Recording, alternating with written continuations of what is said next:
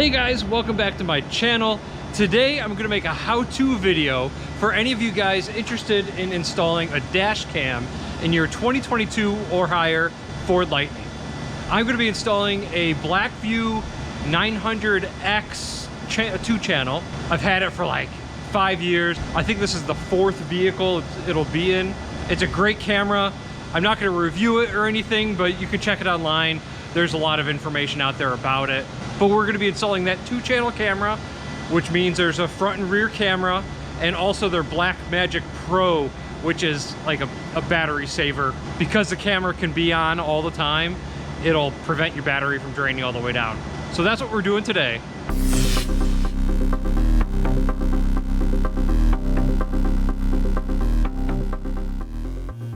All right, I'm going to start with the easy things first and mount the cameras.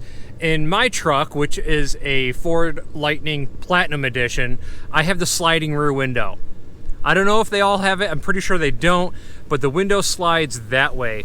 Normally, I would put this right dead in the center, but because that window slides, I just put it off to the side right here. I think that'll be totally fine having it right there. And then in the front, I already mounted the front camera, and for this one, I just centered it right here in the middle of the window. I centered it right with the stem that comes to the rearview mirror. So the camera is actually on the front side of this. And then you just use double stick tape and it sticks right up there to the windshield. Now that the cameras are mounted, I'm gonna remove these parts. I'm not actually sure how this comes apart yet. Usually stuff like this just snaps out. Ooh, that sounded like, yeah, nothing broke. Awesome. So that just pops off, and a lot of little tiny wires. I'm actually not sure where I'm gonna get power yet. These all look pretty small, so I probably won't get power here. I might end up having to run to the battery, which is always best. Let's see here. Oh yeah. Let's see, yeah, nothing broke. I know it's kind of dark on camera. Yeah, these are all pretty tiny wires.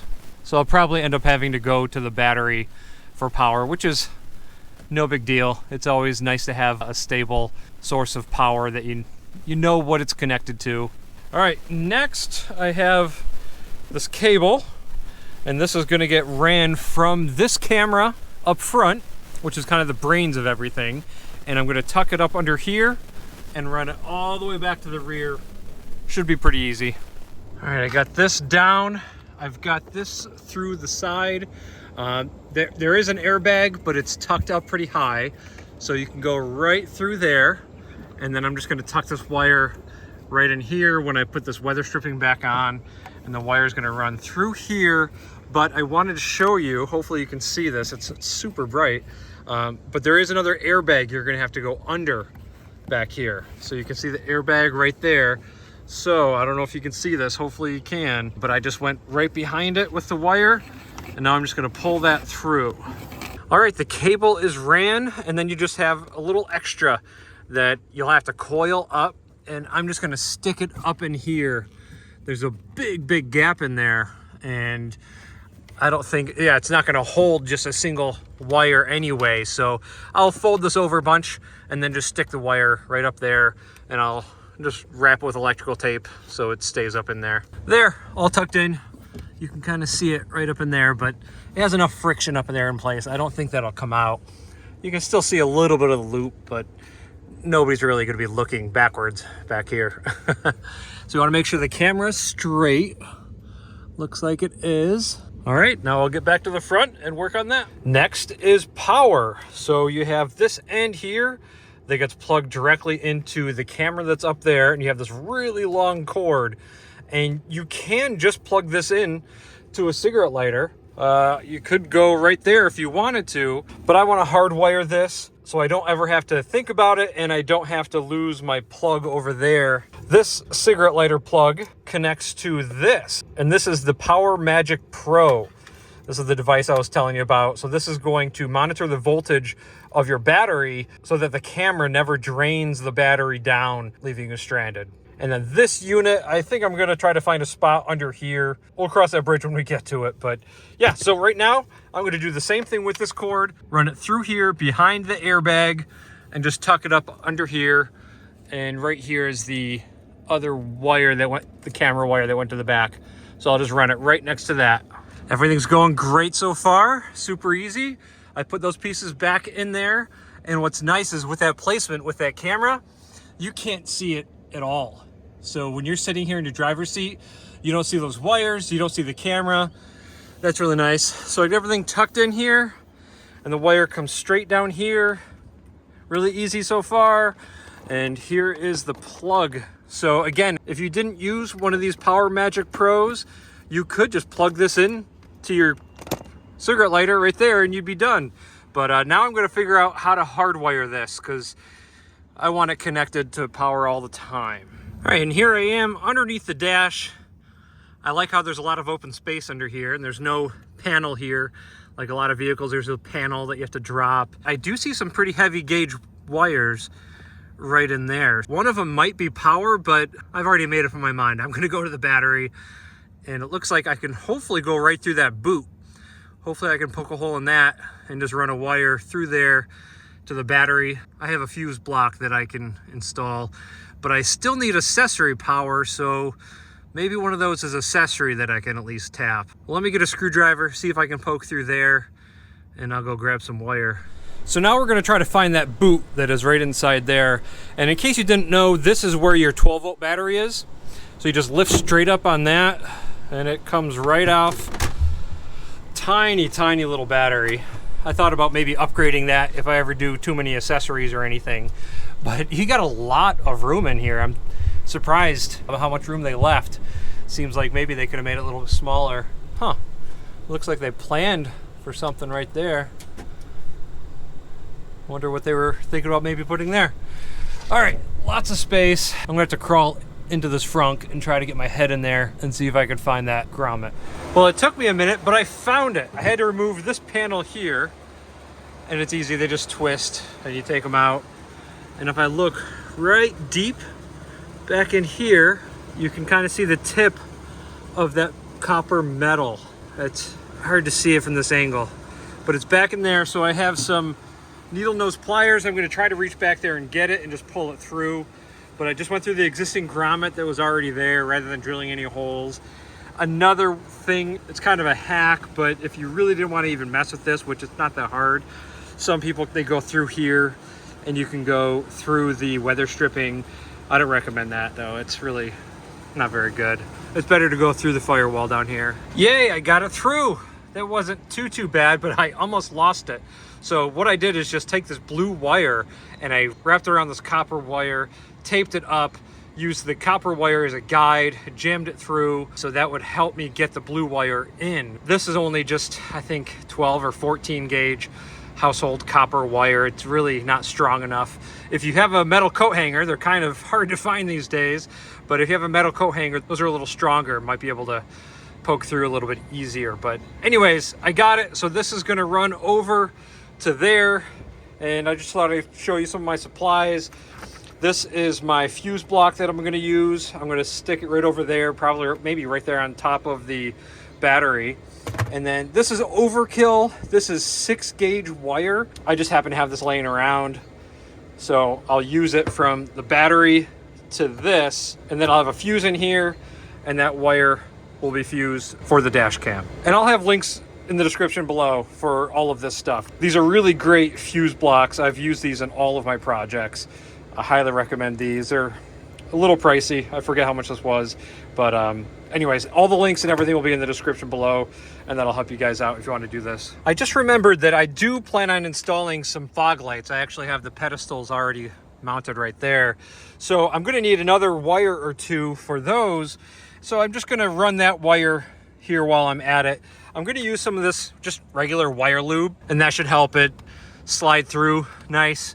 So that way I have that wire already ran when I'm ready to do those fog lights. So, all right, I got the wires done. I got the ends crimped on. Normally for something like this, you might want to do a fuse, but in this case, I'm not running the power wire very far. Generally, I've always thought if it's less than 12 inches, then you you don't really need a fuse because it's going to be right here, and it's actually going to be mounted on top of the battery. So there's shouldn't really be any risk there. But if you wanted to be extra safe, you could put an inline fuse on this. It really isn't necessary unless you move this box somewhere else. Definitely if you run it through the firewall. So I've got the ends on. I'm going to clean the top of the battery pack. I've got some 3M double stick tape, and I'm just going to put it right on top there and make the connection. All right, connection is made. Double stick tape is on. I figure if I ever have to remove this and add a circuit or do something, I can just pull that off and use some more double stick tape. But if you're wondering, this positive is a 11 millimeter. This one is a 10 millimeter.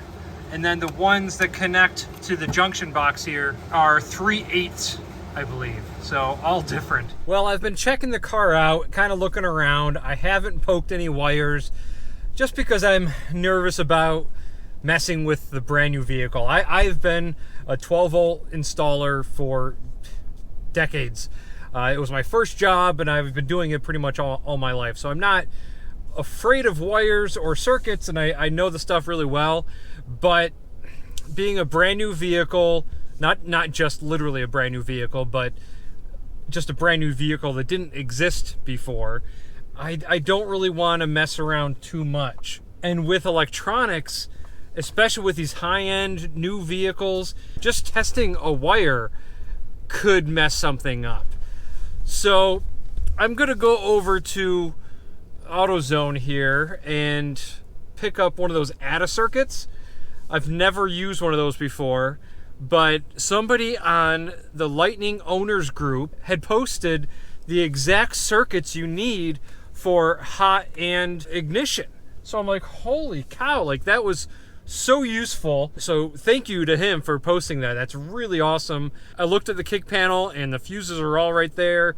So I think he's right, but I think one of those ATA circuits is probably safer than poking around trying to find a wire that tests with just ignition. You never know what you could be triggering or doing to a circuit when you're testing it even. So I'm here at AutoZone. I'll go buy that and then we'll finish up this installation. All right, I got my ATA circuit here, and all this does is just slip into the fuse location. One of those spots is going to be for the existing fuse for the current circuit, and the other one is going to be for this extra wire that we're going to be using. And I just tested the wires, and it is this yellow one right down here. It's a 20 amp. That is the one that's accessory. And then right up here, that 30 right there is constant 12 volts. So if you got a second one of these, you could tap those two circuits. That would be so much easier than what I'm doing right now. But I plan on adding some extra accessories, so I wanted the fuse panel up there. So you might be asking yourself, how am I gonna get a wire from here over to there? Well, all you gotta do is take this little wire again, this wire that I showed you guys earlier, and I poked it just right through kind of randomly until it went through, and I'll show you on the other side.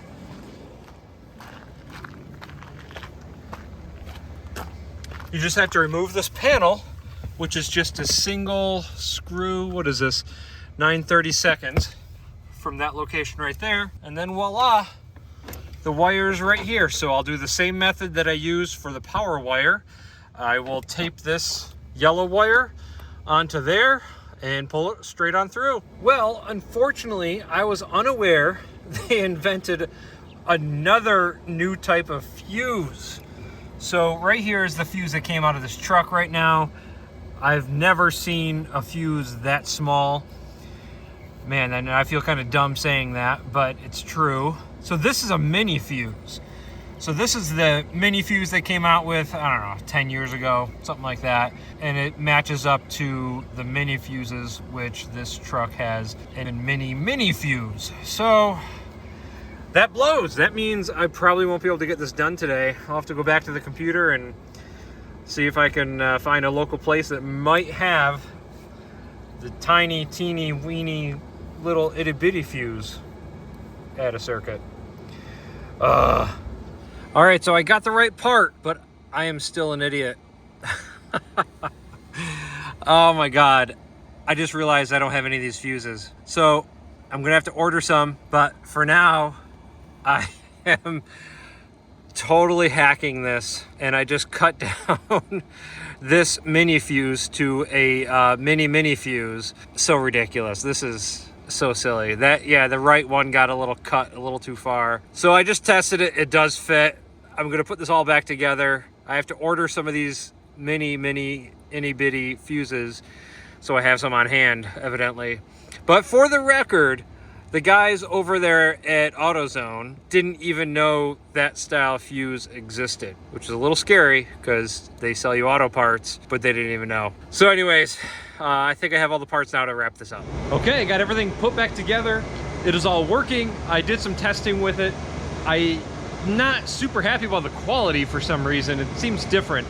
But I have a tinted front windshield now. I went with tint all the way around, which, before you give me crap in the comments, it is legal here in Tennessee. So I have all the windows tinted, and I think that might be reflecting the light just a little bit because the sun is setting over there. But I'll do some driving around the neighborhood and just test it out and make sure it's still good. But I was always really happy with this camera in the past. So just keep in mind that if you have a tinted front window, it might change it up a little bit. It just seems like it's glaring a little bit. But anyway, that is it for this video. I really appreciate you guys stopping by and watching my videos. Feel free to like, share, subscribe, because I've got a lot more stuff coming up for this truck. I actually just purchased a new set of wheels that I think are gonna look awesome on this truck. So very excited about that. And I've got a few other projects like the fog lights and a few other things. So feel free to subscribe, and I'll see you on the next one. Bye.